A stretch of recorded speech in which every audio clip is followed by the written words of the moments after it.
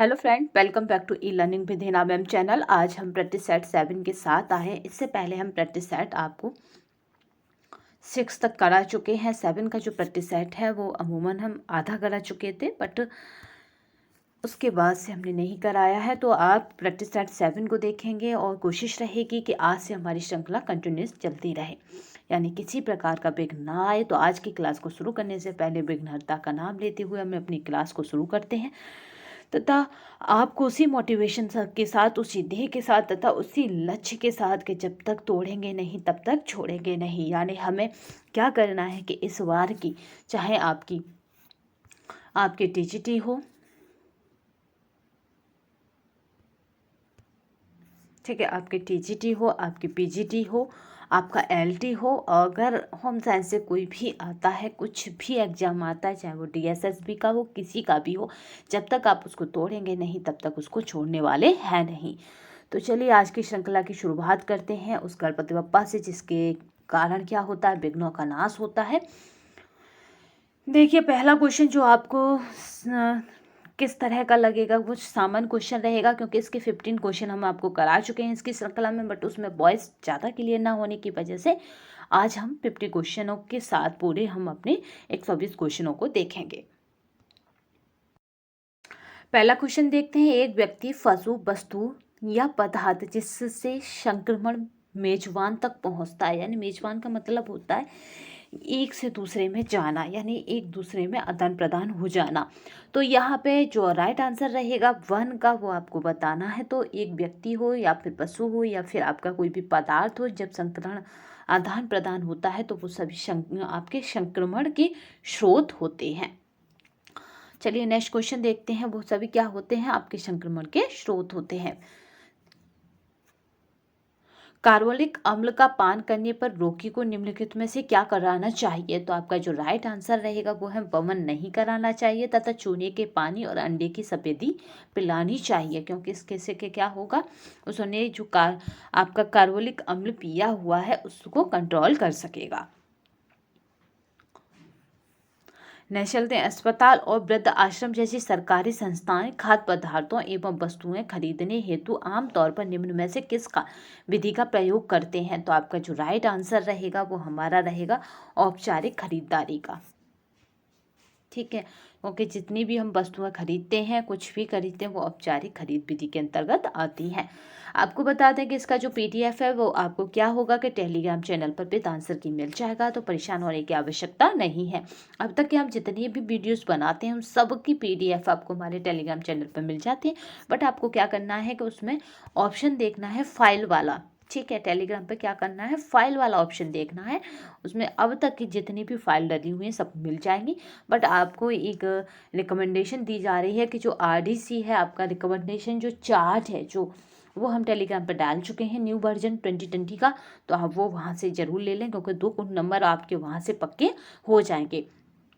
जिला ग्राहक विवाद सुधार अदालत आपका है, अदालत मुआवजा सहित कितने रकम तक के लिए केस ले सकती है। तो आपका जो राइट आंसर रहेगा वो रहेगा इसमें कितने रकम तक, तो वो हमारा है 10 लाख। ठीक है, यहाँ पे क्या है कि ये केस ले सकती है, यानी रकम ले सकती है। यदि एक आपका है प्रतीप गमन गुणांक ऋणात्मक होता है तो दूसरा प्रतीप गमन गुणांक होगा। तो आपका जो राइट आंसर रहेगा यहाँ पे वो हो जाएगा, वो भी हमारा ऋणात्मक होगा जब पहला ऋणात्मक है। ठीक है, इसे बस आपको कॉन्सेप्ट से समझना है कि पहला जब ऋणात्मक है तो दूसरा भी ऋणात्मक गुणांक होगा। नेक्स्ट चलते हैं।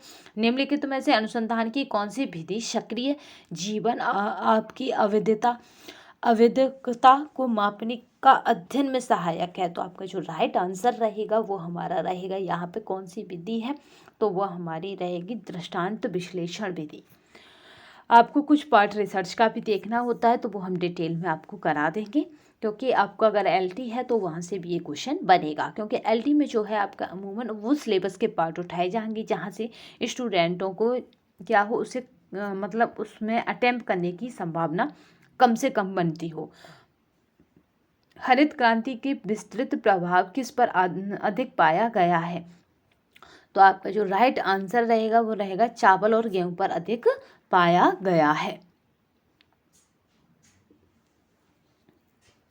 चलते हैं, भारत में प्री स्कूल का अग्रणी कौन था? तो आपका जो राइट आंसर रहेगा वो रहेगा यहाँ पे आपका गिज्जू भाई वधेका। आपको बता दें कि अगर आप टेट की तैयारी कर रहे हैं तो यहाँ पे टेट के भी क्वेश्चन आपको मिल जाएंगे, क्योंकि ये जो गिज्जू भाई वधेका है ये आपके प्री स्कूलिंग शिक्षा से जुड़े हैं, यानी प्री स्कूल एजुकेशन से जुड़े हैं।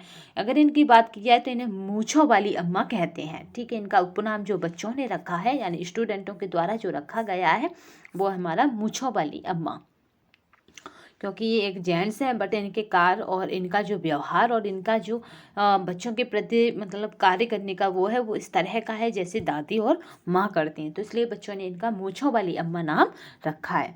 चलिए नेक्स्ट चलते हैं। ये बच्चों की एजुकेशन को सुधारने के लिए कार्यरत हैं। केंद्रीय प्रवृत्ति यानी ये बहुत अच्छे समाज सुधारक हैं बच्चों के लिए।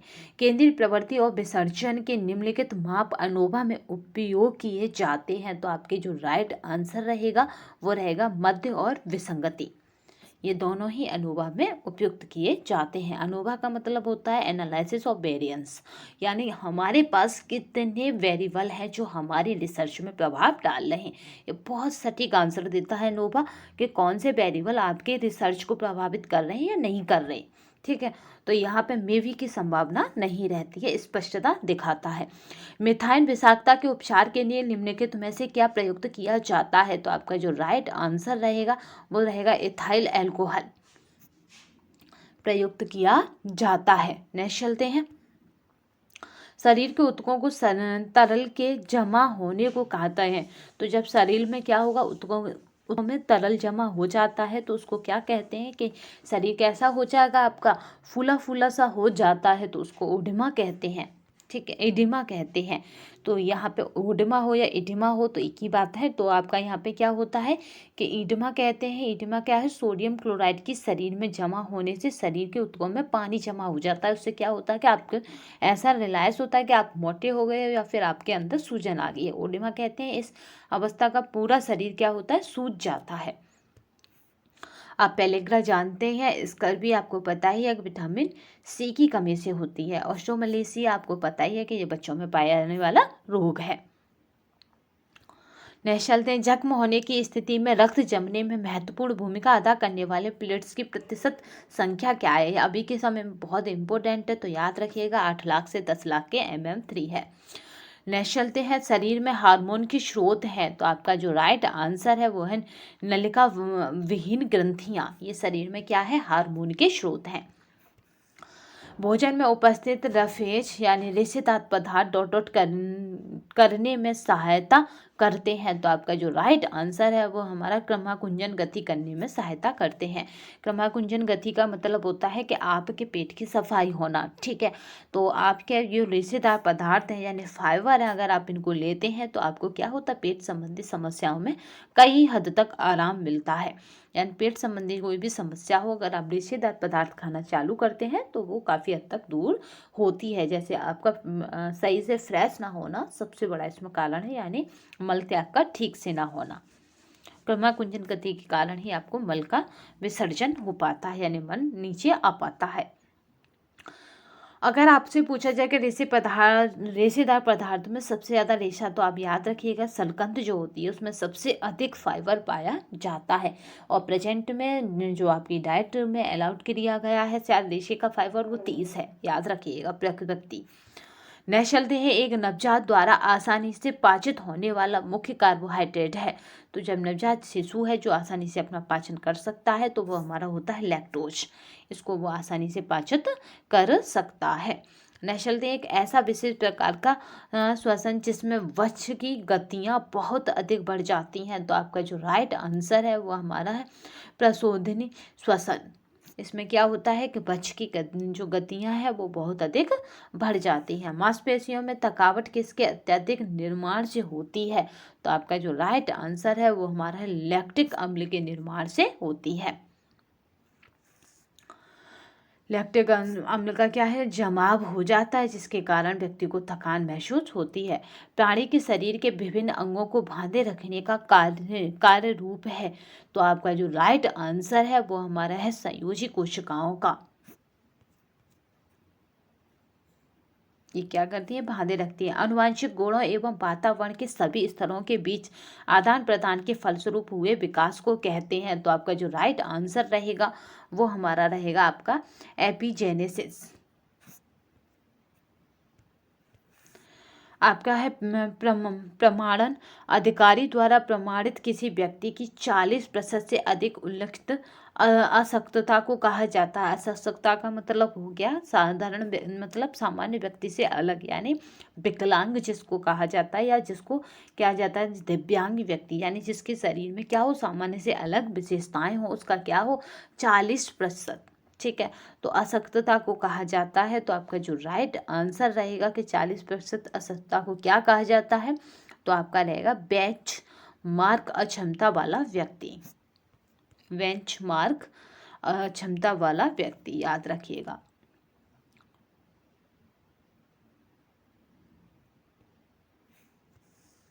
नेक्स्ट चलते हैं, एक क्षेत्र से दूसरे में एक व्यक्तिगत गुण अथवा सुविज्ञता को सामान्य रूप देने की प्रवृत्ति निम्नलिखित में से किससे संबंधित है। तो आपका जो राइट आंसर रहेगा वो किससे है, आपका परिवेश प्रभाव से।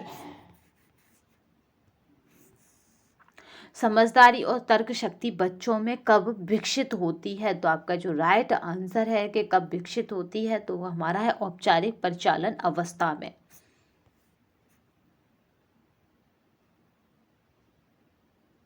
ठीक है, तो औपचारिक जब वो अवस्था में होते हैं तब उनमें ये चीज विकसित हो जाती है। मूलभूत आवाजें जो किसी भाषा को बनाती हैं का अध्ययन कहलाता है। तो आपका जो राइट आंसर रहेगा कि क्या कहलाता है, तो वो हमारा फेनोलॉजी यानी ध्वनि विज्ञान कहलाता है। वाटसन के अनुसार शिशुओं में प्रमुख रूप से पाए जाने वाले संवेग हैं। तो आपका जो राइट आंसर है वो हमारा है उपयुक्त सभी।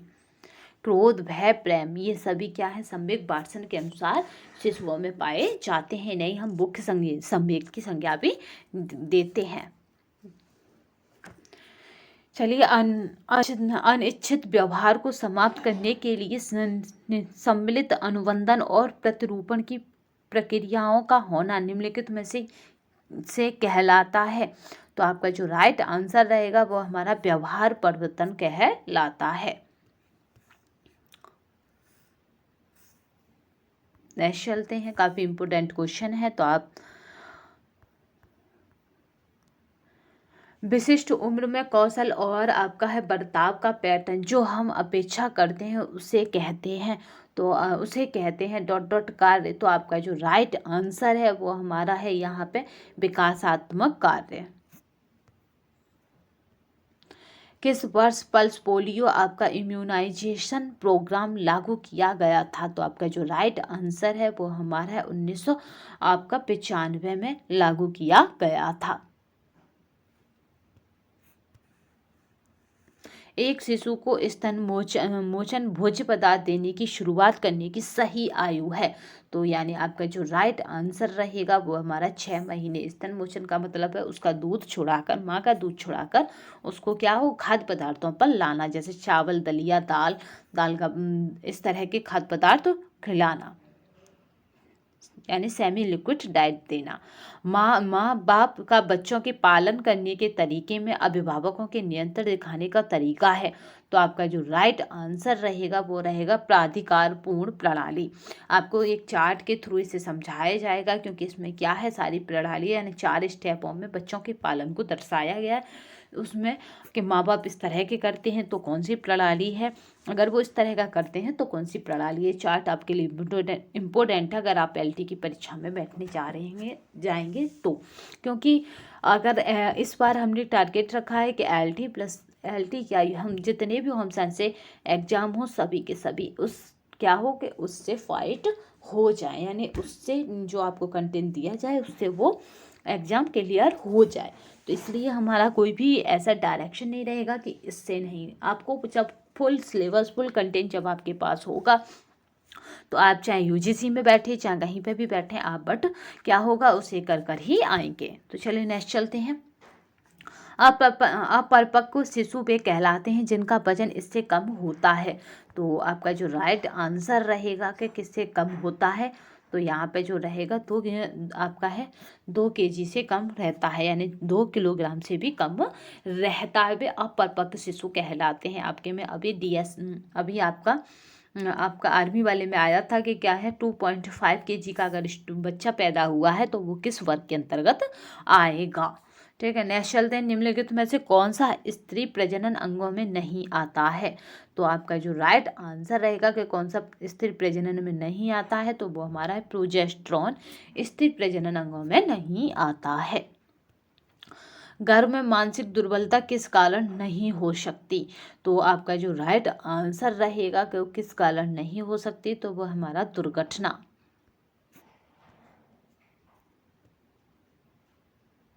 ठीक है, मानसिक दुर्बलता की बात आ रही है और पूछा जा रहा है गर्भ में, तो दुर्घटना के कारण मानसिक दुर्बलता नहीं हो सकती। निम्नलिखित वक्तव्यों में से कौन सा निमित्त वक्तव्य का उदाहरण है।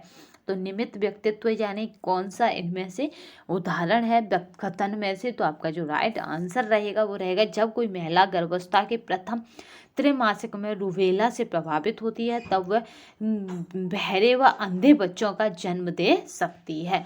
तो आपको पता है कि रूबेला क्या है, एक जानलेवा बीमारी है। तो आपका जब कोई महिला क्या हो, प्रथम त्रैमासिक यानी शुरू के 3 महीनों में क्या हो, वो रूबेला से प्रभावित होगी, तो उसके आने वाली जो संतान है वो क्या है कि बहरे व अंधे बच्चों को जन्म देने की संभावना रहती है। तो इसमें पूछा है उदाहरण है, तो यही आपका निमित्त है। चलिए, गर्भावस्था के दौरान कौन सा हार्मोन GIT के अमाशय की पेशियों की कार्यशीलता को कम करता है। तो आपका जो राइट आंसर रहेगा वो हमारा एस्ट्रोजन। एस्ट्रोजन क्या करता है, अमाशय की कार्यशीलता को कम करता है। बाल मृत्यु की समस्या के समाधान का उचित साधन है। तो आपका जो राइट आंसर रहेगा वो हमारा है शिक्षा। शिक्षा ही जो आपका 99% जहाँ कहीं पे भी आए कि किसी चीज़ का समाधान है, तो अगर शिक्षा हो ऑप्शन में तो उससे बेस्ट कोई भी समाधान नहीं है, चाहे जनसंख्या नियंत्रण हो, चाहे आपका बेरोजगारी हो, क्योंकि अगर शिक्षित होगा समाज तो अपने आप रोजगार के अवसर ढूंढ लेगा।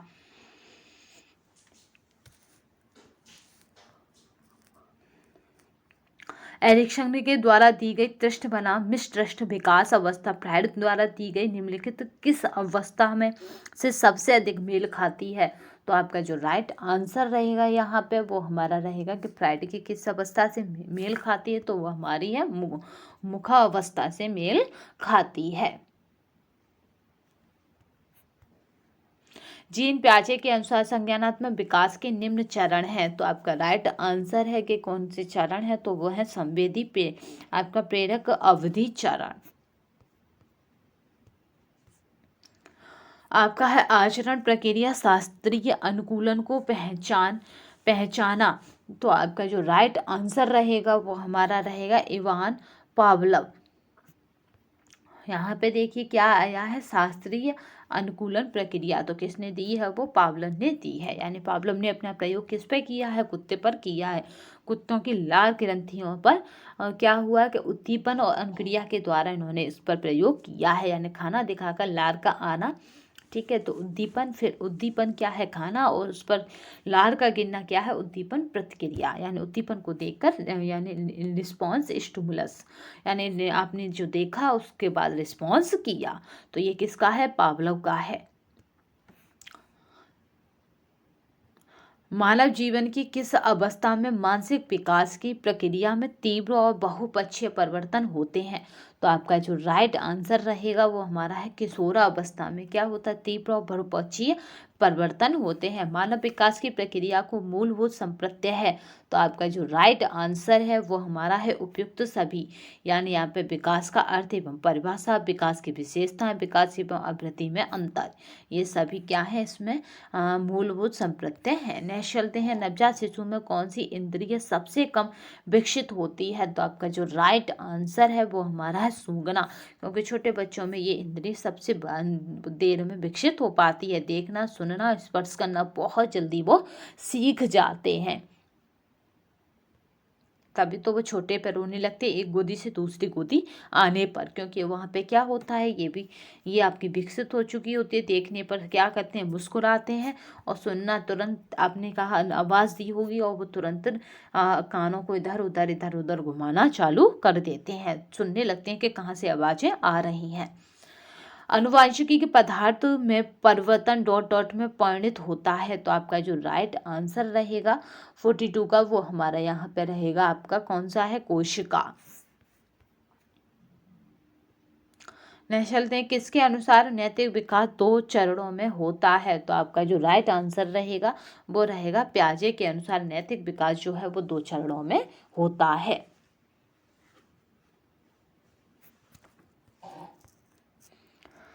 बाल मनोविज्ञान मनोविज्ञान की वह शाखा है जिसमें जन्म से परिपक्वता तक विकसित हो रहे मानव का अध्ययन किया जाता है। यह किसने कहा था, तो आपका जो राइट आंसर रहेगा वो हमारा जेम्स ड्रेवर ने कहा था।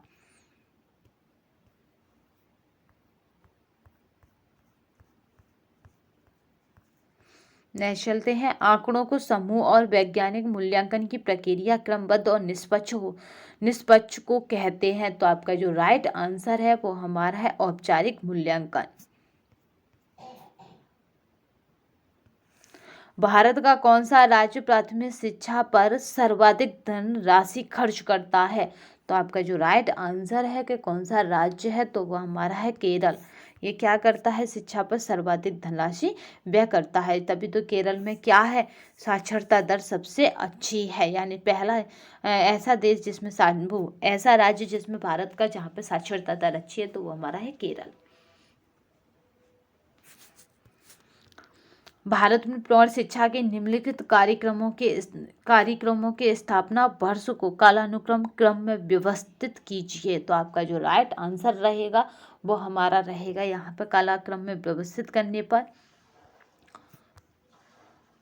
ठीक है, तो यहाँ पे जो राइट आंसर हो जाएगा वो हो जाएगा हमारा डी, यानी हमारा पहला आ जाएगा आपका, जिस सीक्वेंस में ये दे रखे हैं उसी में ही इनका कार्यक्रम है।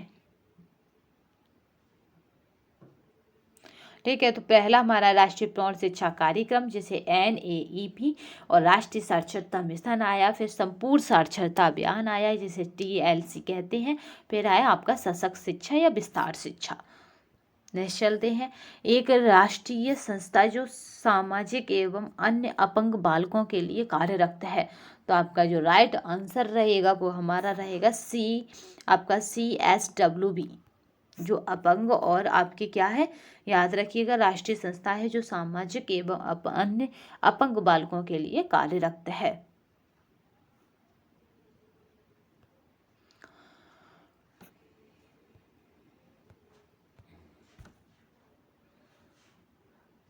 नेक्स्ट चलते हैं, ICDS में जाने वाले विद्यालय में प्रवेश लेने से पूर्व वाले छात्र छात्राओं को दिए जाने वाले संपूरक पोषण आहार में क्या होना चाहिए, तो आपका जो राइट आंसर है कि क्या होना चाहिए, तो वो हमारा 300 कैलोरी तथा 10 ग्राम प्रोटीन होना चाहिए, तभी उसे संपूर्ण आहार कहा जाएगा जब उसमें इतनी क्या हो, मात्रा इंक्लूड हो।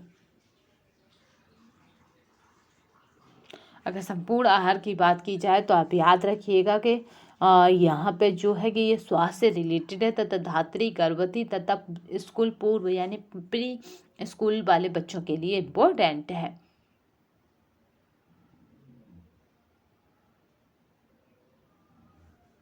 और ICDS वाली इसको परियोजना भी कहते हैं।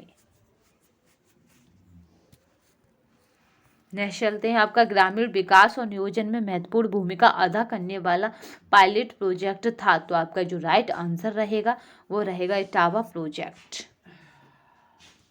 ये आपका पायलट प्रोजेक्ट था जिस पत्र की प्रतिलिपियां बनाई जा सके और समान सूचना कई व्यक्तियों तक पहुंचाई जा सके उसे कहते हैं, तो आपका जो राइट आंसर रहेगा वो रहेगा आपका सर्कुलर प्रपत्र। लिंगस मॉडल में संचार का छठा तत्व है, तो आपका जो राइट आंसर रहेगा वो रहेगा आपका श्रोता प्रतिक्रिया।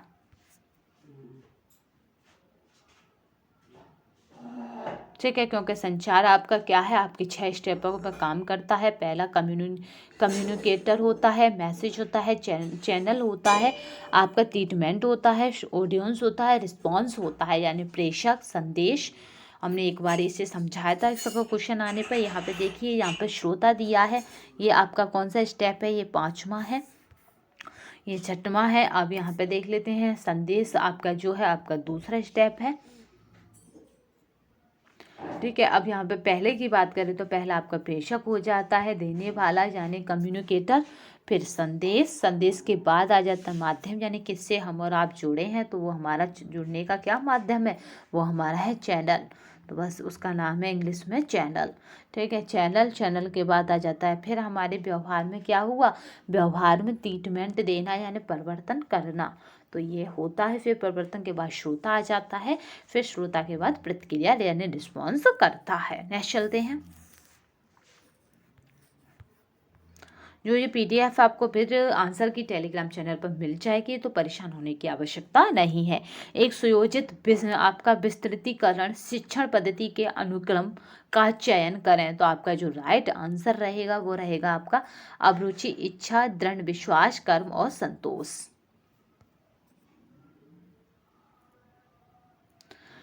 संदेश भेजने वाले और प्राप्त करने वाले के बीच की कड़ी को कहते हैं, तो आपका जो राइट आंसर है वो हमारा माध्यम कहते हैं।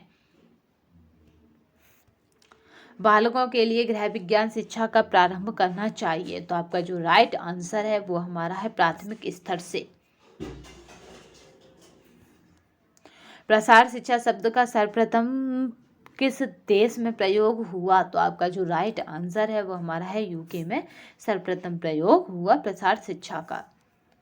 फूलों की व्यवस्था का उद्देश्य चारों ओर आपका खुशी, जीवन और सौंदर्य भरना है, यह किसने कहा है, तो आपका जो राइट आंसर है वो हमारा है A.H. रट ने। निम्न में से किसके द्वारा डिजाइन में लय नहीं प्राप्त किया जा सकता है, तो आपका जो राइट आंसर है वो हमारा है, यहाँ पे आपका लय नहीं प्राप्त कर सकते हैं डिजाइन में, तो आपका जो राइट आंसर रहेगा वो हमारा वैषम्य में। कला का सिद्धांत जो एकता का आभास उत्पन्न कराता है या है, तो आपका जो राइट आंसर है वो हमारा है एक रूपता, जो एकता का आभास कराए यानी एक और एक रूपता। भवन की विभिन्न इकाइयों को सूर्य, वायु की दिशा, वर्षा एवं इलाके के तलरूप के आधार पर स्थानांतरण करना कहलाता है, तो आपका इस तरह का करना यानी जो हमारी वायु की दिशा है तो वो कहलाता है अमुखीकरण।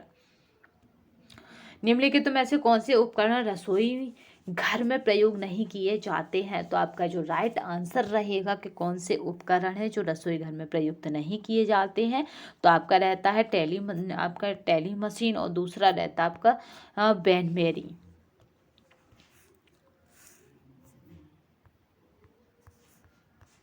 नेक्स्ट चलते हैं। आपका है 2 काउंटर रसोई घर को जिनमें से किस नाम से भी जाना जाता है, तो आपका जो राइट आंसर रहेगा वो हमारा रहेगा आपका पुलमैन रसोई घर, जिसमें 2 काउंटर रसोई घर है। निम्नलिखित में से क्या समय और आपका संचलन अध्ययन के लिए कागज और पेंसिल तकनीकी है, तो आपका जो राइट आंसर है वो हमारा है यहाँ पे आपका प्रक्रिया चार्ट, क्योंकि क्या है इसे आप ड्रॉ करके देखते हैं पेन और पेंसिल तकनीकी के अंदर। प्रक्रिया चार्ट यानी आप कौन कौन से स्टेप चले जब आपने कार्य किया। हथेली और हाथों से काम करते समय आरामदायक अवस्था वह होती है जब कोहनी से ऊपर का हिस्सा, तो आपका जो राइट आंसर है वो हमारा है कार्यस्थल के समतल होगा। तो अभी जो रसोइयाँ हैं यानी जो आपके किचन है खड़े होकर खाना बनाने की, उसमें इसी तरह का होता है।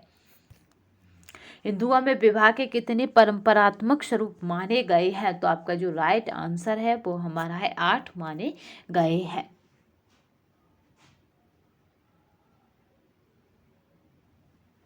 ठीक है, इसमें सबसे पहला कौन सा माना जाता है वो ब्रह्म विवाह। दूसरा और सबसे एंड का जो विवाह होता है वो पिशाच विवाह होता है, जिसे सबसे खराब विवाह कहते हैं। नेक्स्ट चलते हैं, परिवार कल्याण कार्यक्रम आरंभ हुआ था। तो आपका जो राइट आंसर है वो हमारा 1977 में। एक परिवार चलाने में शामिल जिम्मेदारियों के प्रबंधन को क्या कहा जाता है? तो आपका जो राइट आंसर है वो हमारा गृह प्रबंधन कहा जाता है, क्योंकि इसमें क्या है कि आपको जिम्मेदारियों को मैनेज कर कर चलना है। तो वो कैसा प्रबंधन होगा? वो होगा घर का प्रबंधन। तो आपको जो PDF है वो हमारे टेलीग्राम चैनल पर मिल जाएगी, तो परेशान होने की आवश्यकता नहीं है। नेक्स्ट चलते हैं, द वेल्थ ऑफ नेशन पुस्तक, जिसमें बाजार को उपभोक्ताओं के हितों का सबसे अच्छा संरक्षक माना गया है, यह किसकी पुस्तक है? The wealth of nation. तो आपका जो राइट आंसर हो जाएगा वो हमारी एडम स्मिथ की पुस्तक है, इकोनॉमिक की। ठीक है, इसमें क्या है कि इसको माना गया, ये कब आई थी? तो वो ये आई थी 1776 में, 1776 में ये पुस्तक आई थी। नेक्स्ट चलते हैं, घरेलू आय व्यय को संतुलित करने के लिए निम्न उपाय आवश्यक हैं। तो आपका जो राइट आंसर रहेगा वो हमारा रहेगा, यहाँ पे क्या आवश्यक है? तो वो हमारा रहेगा यहाँ पे बजट बनाना।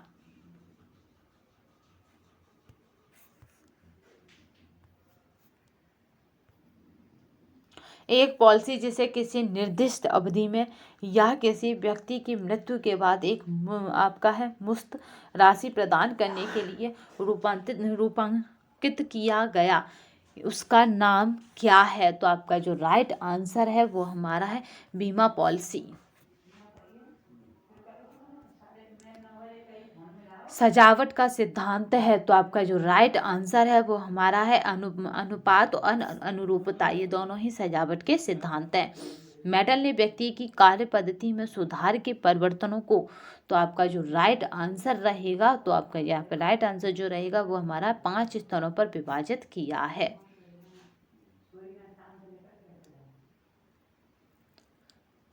क्योंकि इसमें इतना ही क्वेश्चन बनता है कि 5 स्तरों पर विभाजित किया है, पर जब मेंस में बनेगा तो आपका थोड़ा सा बढ़ जाएगा, क्योंकि जो GIC मेंस की तैयारी कर रहे हैं उन्हें भी याद रखना है। तो इसमें क्या होगा कि वो 5 ही आपको लिखकर आने पड़ेंगे।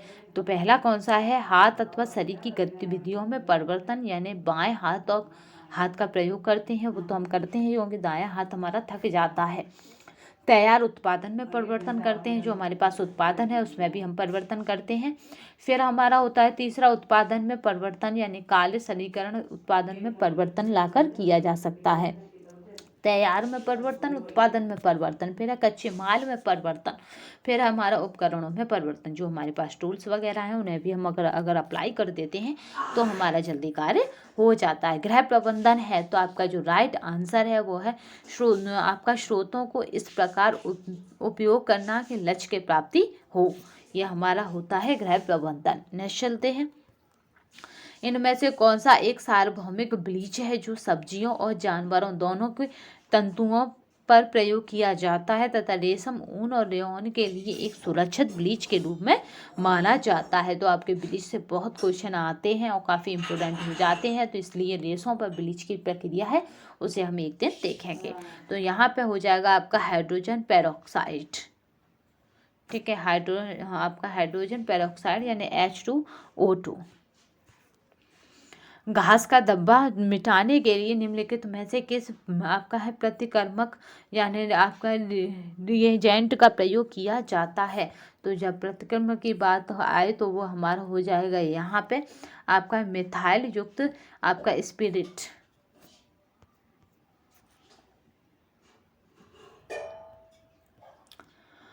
बाएं जो कि कंधे व पोशाक के थोक व गले का भी हिस्सा है। तो आपका जो राइट आंसर है वो हमारा है आपका रेंगलान स्लीव।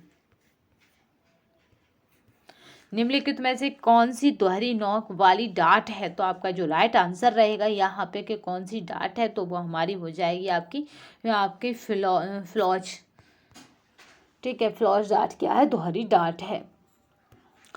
सिलाई मशीन के निम्नलिखित में से किस भाग में आपका है क्रिच छोर होते हैं। तो आपका जो राइट आंसर रहेगा वो हमारा रहेगा आपका फीड डॉग।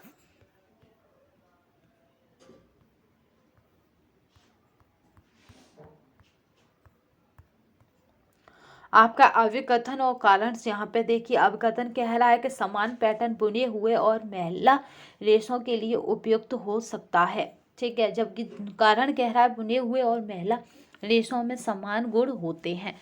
तो यहाँ पे 79 का जो राइट आंसर रहेगा वो हमारा यहाँ पे हो जाएगा ए और आर दोनों असत्य हैं। उत्सव अवसर के लिए कांथा कढ़ाई से बनी पलंग की चादर। तो आपका जो राइट आंसर रहेगा वो रहेगा आपकी सुजनी। पटोला साड़ियाँ डॉट डॉट द्वारा उत्पादित की जाती हैं। तो आपका जो राइट आंसर रहेगा वो हमारा है टाई डाई के द्वारा उत्पादित की जाती हैं। निम्नलिखित में से कौन सी हाथ छपाई तकनीकी नहीं है? तो आपका जो राइट आंसर रहेगा वो हमारा डुप्लेक्स छपाई। आपका है बाथोक्रेमिक डाई को यह नाम इसलिए दिया गया है क्योंकि। तो आपका जो राइट आंसर रहेगा वो हमारा रहेगा यहाँ पे विट की ऑक्सोक्रोम थ्योरी को दृढ़ करते हैं। मधुमक्खी मोम और फेराफिन मोम का उपयोग डॉट डॉट में किया जाता है। तो आपका जो राइट आंसर है वो बाटिक में किया जाता है क्योंकि इन्हें लगाने के बाद वहाँ पे कलर नहीं पहुँचता है। कपड़े की सतह पर जो तंतुओं के छोर उभर आते हैं उन्हें जलाने की विधि को कहते हैं। तो आपका जो राइट आंसर है उसे कहते हैं आपका झुलसाना या फिर आपका स्निजिंग। कार्डिंग से क्या होता है? छोटे छोटे और बड़े बड़े रेशों को अलग किया जाता है। नेक्स्ट चलते हैं आपकी तिरछी लहरियाँ। निम्नलिखित में से किस बुनाई की मुख्य विशेषता है? आपको कुछ दिनों में बुनाई कराई जाएगी तब आपकी ये कि सारी बुनाइयाँ जितनी हैं उनको क्लियर करा जाएगा। तो ये हमारी हैं ट्विल बुनाई की विशेषताएं हैं। डॉबी जैकार्ड और आपका है डॉबी जैकार्ड, ये भी आपकी बुनाइयाँ हैं। कपड़ों को 10% कास्टिक सोडा में खींचकर 2 मिनट भिगोने की विधि को कहते हैं। तो आपका जो राइट आंसर रहेगा वो रहेगा आपका मॉइस्चराइजिंग कहते हैं।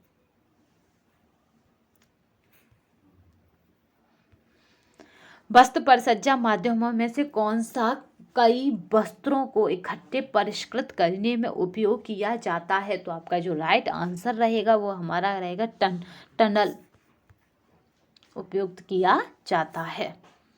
आपका है ऑर्लोन के निर्माण के लिए निम्न में से कौन सा कच्चा माल के रूप में प्रयोग किया जाता है? तो आपका 89 का जो राइट आंसर रहेगा वो हमारा एक्रिलोसाइट्रॉयल। पॉलिस्टर के बहुलीकरण की डिग्री डॉट डॉट के बीच होती है। तो आपका जो राइट आंसर है वो हमारा है यहाँ पे 115 से 140 के बीच होती है। रेशम की भौतिक गुण निम्नलिखित हैं। तो आपका जो राइट आंसर बनेगा यहाँ पे, क्योंकि रेशम क्या है, जादुई रेशा कहा जाता है, तो यहाँ पे उसके भौतिक गुणों की बात की जा रही है। तो आपका है चिकना होता है, दूसरा होता है संयत, न आपका है दीर्घीकरण।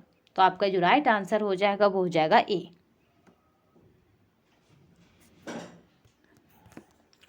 प्राकृतिक तंतुओं में से सबसे निर्मल रेशा है। तो आपका जो राइट आंसर है वो हमारा है ऊन सबसे निर्मल रेशा है।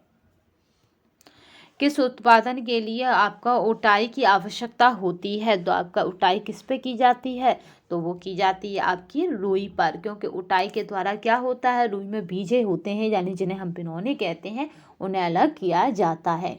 उटाई की बात की जाए तो ये क्या होता है, गिनिंग होती है, यानी उठाई क्या है आपकी गिनिंग, डबल एन आपका ठीक है। आपकी ये क्या हो गई गिनिंग, ठीक है। गिनिंग का मतलब होता है उठाई करना, और ये किस पे की जाती है, जिसमें से जो कपास है यानी कॉटन है, कॉटन की निर्माण की प्रक्रिया में होती है। जब हम कॉटन का पूरा देखेंगे तब उसमें आएगा कि हाँ उटाई भी की जाती है। उटाई से क्या होता है, उसके बीजे अलग किए जाते हैं तंतु से। वस्तु को जलाने पर जब आपका है सिकुड़ता है और कड़ी मोती बनती है, वह वस्त्र है। तो ये वस्त्र की विशेषता बता रहा है, तो मोती सा बन जाता है जलकर, तो वो हमारा है रेशम। रेशे या वस्त्र की खुरदरी सतह पर रगड़ या आपका है गिरावट सहने की क्षमता कहलाती है। तो आपका जो 95 का रहेगा वो रहेगा अपघर्षण प्रतिरोधकता कहलाती है। रेशे या वस्त्र की खुरदरी सतह पर रगड़ या घिसावट सहने की क्षमता कहलाती है। तो आपका है अपघर्षण प्रतिरोधकता। ठीक है, नेक्स्ट चलते हैं। शरीर को ढकने के लिए विभिन्न प्रकार के कपड़ों के लिए उपयोग में आने वाला शब्द है। तो आपका जहाँ पे रहेगा वो हमारा रहेगा क्या है, वो हमारा है वस्त्र। भोजन पकाते समय अधिक चलाने या छानने से किस विटामिन का ऑक्सीकरण हो जाता है। तो यानी कौन सी विटामिन उसमें प्रवेश कर जाती है, तो विटामिन बी समूह का ऑक्सीकरण हो जाता है। नष्ट भी ज़्यादातर है विटामिन बी समूह ही होता है खाद्य पदार्थों में। चलिए नेक्स्ट देखते हैं। विटामिन बी हुआ, विटामिन सी हुआ, इनकी नष्ट होने की संभावना अधिक होती है। परिरक्षक यानी आपका प्रिजर्वेटिव, जो रंगीन फल आपका स्क्वैश में डाला जाता है। तो हमारा राइट आंसर जो रहेगा वो हमारा रहेगा यहाँ पे सोडियम बेंजोएट। डबल रोटी बनाने में कवक प्रतिबाधा के लिए डॉट डॉट प्रयुक्त होता है। तो आपका जो राइट आंसर रहेगा वह हमारा सोडियम क्लोराइड।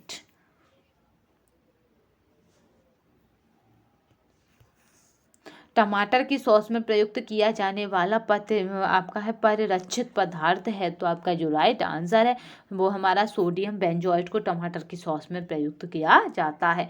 वयस्क के लिए सामान्य आपका सिस्टोलिक तथा डायस्टोलिक रक्तचाप है। तो आपका जो राइट आंसर रहेगा वो रहेगा 120 से 80 मिमी एच जी। आपका है BMI एक व्यक्ति के बारे में बताता है। तो आपका जो राइट आंसर रहेगा वो बताता है मोटापा। पोलियो रोग से पीड़ित मरीजों को निम्न में से किस आहार का आम तौर पर परहेज करना चाहिए। तो आपका जो राइट आंसर है वो हमारा है यहाँ पे वसा का। HbA1c की वह मात्रा जिसमें ऊपर मनुष्य मधुमेह से ग्रस्त HbA1c की वह मात्रा जिससे ऊपर मनुष्य मधुमेह से ग्रस्त माना जाता है। तो वो हमारी होती है यहाँ पे वैल्यू 6.5%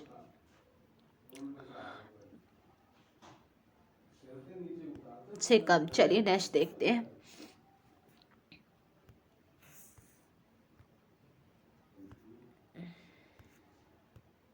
चलिए, एक साधारण महिला की अपेक्षा एक गर्भवती महिला को प्रोटीन, लोहे और फॉलिक एसिड की कितनी अतिरिक्त मात्रा की आवश्यकता होती है निम्नलिखित में से। तो आपका जो रहेगा वो हमारा रहेगा 15 ग्राम, 8 ग्राम और 300 ग्राम। ठीक है, प्रोटीन 15 ग्राम, लोहा 8 ग्राम और आपका फॉलिक एसिड 300 ग्राम होती है। नेक्स्ट चलते हैं। आपका ग्लूटेन एलर्जी के मरीजों को निम्न में से क्या नहीं देना चाहिए। तो आपका जो राइट आंसर रहेगा वो हमारा रहेगा भुट्टे का आटा नहीं देना चाहिए। क्योंकि जब हम खाद्य पदार्थ पढ़ाएंगे तब बताएंगे कि भुट्टे के आटे को क्यों नहीं देना चाहिए, क्योंकि लंबे समय तक इसका सेवन नहीं किया जा सकता।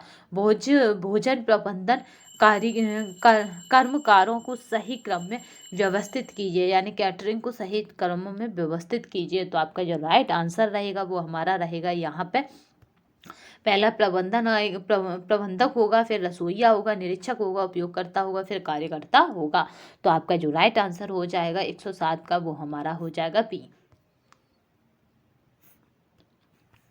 16 से 18 वर्ष की किशोर अवस्था की लड़कियों के लिए प्रोटीन का संशोधित दैनिक हिस्सा होता है प्रति ग्राम, मतलब ग्राम प्रतिदिन। तो आपको बताना है यहाँ पे कितना होता है। तो वो हमारा होता है 50। निम्न में से कौन से कारक आहार नियोजन को प्रभावित करते हैं। तो आपका आयु, शारीरिक आवश्यकता, व्यवसाय, उपयुक्त सभी, क्योंकि ये सभी हमारे आहार को प्रभावित करते हैं, क्योंकि इनके ही अकॉर्डिंग हमारे आहार की नीड बदलती रहती है। नेक्स्ट चलते हैं। आपका आर्गोनोमिक्स यानी मजदूर कार्य क्षमता शास्त्र शब्द को ग्रीक शब्द ऑर्गन और नॉमस से बनाया गया है, जिसका मतलब है। तो यहाँ पे जो राइट आंसर रहेगा, ये काफ़ी इंपॉर्टेंट क्वेश्चन है, तो वो हमारा नैसर्गिक नियमों के साथ काम। ठीक है, इसमें क्या है, इनके मजदूरों के नियम बनाए गए हैं। मछली को मस्तिष्क का भोजन कहा जाता है क्योंकि उच्च मात्रा में पाया जाता है। तो मछली में क्या पाया जाता है उच्च मात्रा में, तो वो हमारा है तांबा या कॉपर एवं मैग्नीशियम पाया जाता है। ठीक है, कॉपर और मैग्नीशियम की मात्रा होने की वजह से ही मछली को मस्तिष्क का भोजन कहा जाता है। नेक्स्ट चलते हैं, डॉट प्रकार के दूध में केवल 0.05 से आपका 0.1% वसा होती है। तो आपका जो राइट आंसर है वो हमारा है स्किम दूध में। चाय में पाया जाता है, तो आपका राइट आंसर जो रहेगा वो रहेगा कैफीन पाया जाता है। खाद्य प्रसंक्रमण जिसमें अनाज का स्टार्च यानी मंड चीनी में परिवर्तित होता है। तो आपका जो राइट आंसर रहेगा वो रहेगा आपका माल्ट गन्ना। कौन सा पोषक तत्व गर्भस्थ शिशु में संग्रहित होता है? तो आपका जो राइट आंसर है वो हमारा विटामिन ए गर्भस्थ शिशु में संग्रहित होता है। कैरोटीन का आपका है शोषण करने के लिए भोजन में निम्न तत्वों की जरूरत है। तो आपका जो राइट आंसर है वो हमारा है वसा। ठीक है, वसा की जरूरत है। नेक्स्ट चलते हैं, मानव शरीर में अनिवार्य अमीनो अम्ल की संख्या होती है। तो आपका जो राइट आंसर रहेगा वो हमारा है 10 रहती है मानव शरीर में अनिवार्य अमीनो अम्लों की संख्या। वृद्धि का अभाव, चिड़चिड़ापन, त्वचा परिवर्तन और बालों में परिवर्तन, यह सारे किसके लक्षण हैं? तो आपको याद रखना है किसके लक्षण हैं। तो क्वाशियोरकर के लक्षण है। क्वाशियोरकर के ये सारे लक्षण हैं। आपका है ग्लाइकोप्रोटीन कार्बोहाइड्रेट के रूप में चर आपका संगठन सहित जैव रासायनिक दृष्टि से महत्वपूर्ण यौगिकों का समूह है। तो आपका जो राइट आंसर है वो हमारा है 1 से 80%। आपका दहन की ऊष्मा एक साधन से नापी जाती है जो कहलाती है। तो आपका जो राइट आंसर रहेगा वो है हमारी बॉम कैलोरीमीटर।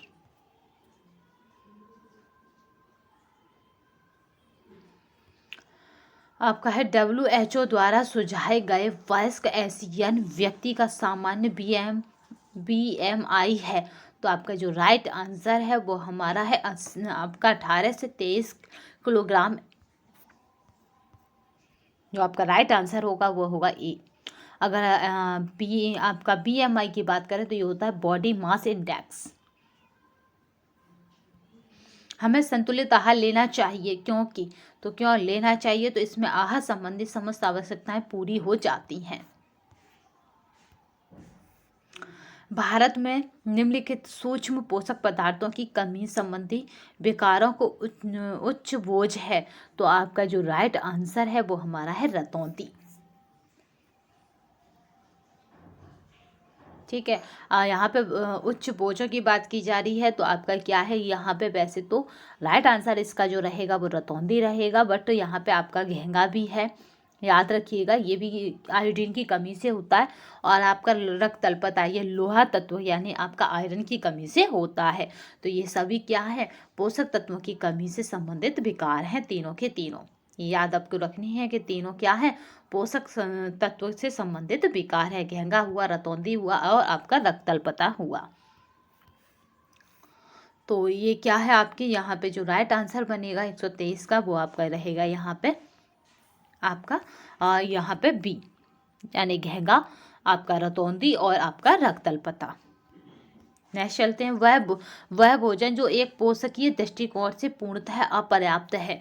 तो यहाँ पे पोषकीय दृष्टिकोण से पूछा जा रहा है। तो आपका रहेगा राइट आंसर वो है स्पष्ट द्रव्य भोजन। ये क्या है, इसमें सभी पोषक तत्वों को इंक्लूड शामिल नहीं किया जा सकता है किसी भी दृष्टि से।